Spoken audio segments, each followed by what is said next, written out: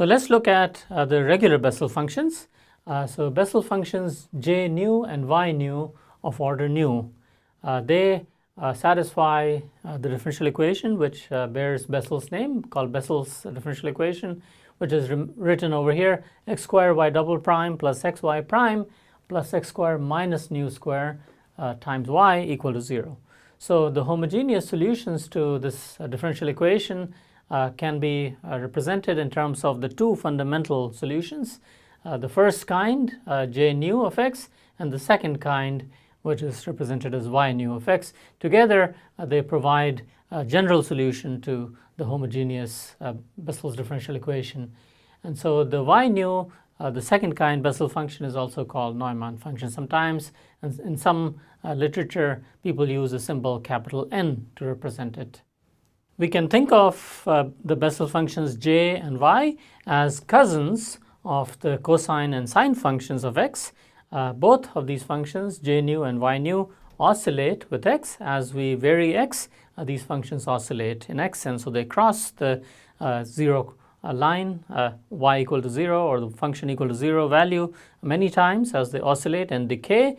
And in particular, if we consider large values of x, one can obtain an asymptotic representation for these functions written in this form, where we can see the explicit relationship between j nu and the cosine function of this argument, a cosine of x with a phase shift, with a modified amplitude, an amplitude which is decaying like 1 over square root of the argument, and here the sine function with the same phase, shifted phase with respect to x, but amplitude again decaying like 1 over square root of x. So for large x, this approximation is very good, and the larger the x is, this approximation is better and better. So that's why this is called an asymptotic representation, and that is what is meant by this symbol here, the similarity symbol, meaning that if x becomes larger and larger, then the difference between the true value of the left-hand side and this approximation can be made as small as you like by choosing x to be sufficiently large. So now if we consider small values of the argument, when x is approaching 0, then one can describe the behavior of the two functions j and nu. So j has the following behavior. j0 in fact becomes equal to 1. So this is very much like cosine function. Cosine of 0 is equal to 1, and then it changes by order which is proportional to the argument square, just as cosine.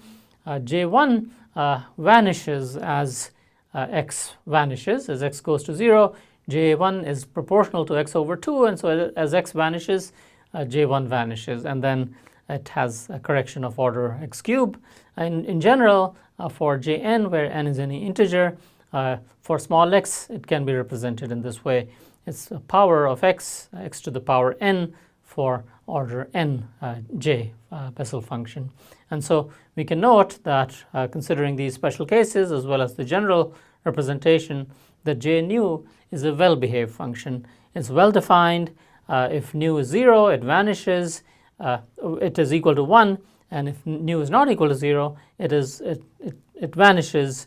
In either case, in both cases, it is well-behaved. It has finite values. We can contrast that with the function capital Y, the Neumann function, and y0 of x has this asymptotic behavior for small x.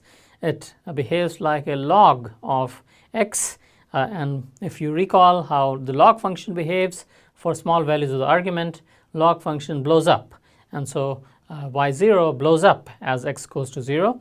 The manner in which it blows up is given by this relationship, and we encounter a number here, gamma, which is like other transcendental numbers that you are familiar with, such as e and pi, and this is a number which is very famous. It was discovered by Euler, and it's called the Euler's constant, and its approximate value is written here as 0.5721, and so on. Well, you can get more digits if you want. For n not equal to 0, yn behaves in this way for small x, and again, as x vanishes, this blows up because we have this negative power, x to the minus n power overall, and so yn blows up as x becomes small, and so we say in summary that y nu is singular for small x. So together we have the j function, which is well behaved, and the y function, which is singular. And so depending on the physical problem, we take advantage of these results to simplify the analysis.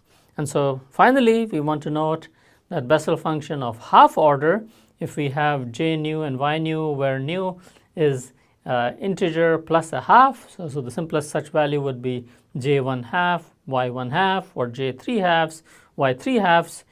These are functions that are very closely related to what is called spherical Bessel functions, and they arise when we try to describe problems in spherical regions, in spherical domains, problems of oscillations, problems of transport, problems of heat conduction, problems of stress analysis in spherical regions give rise to these spherical Bessel functions, which are related to these j's and nu's of half order.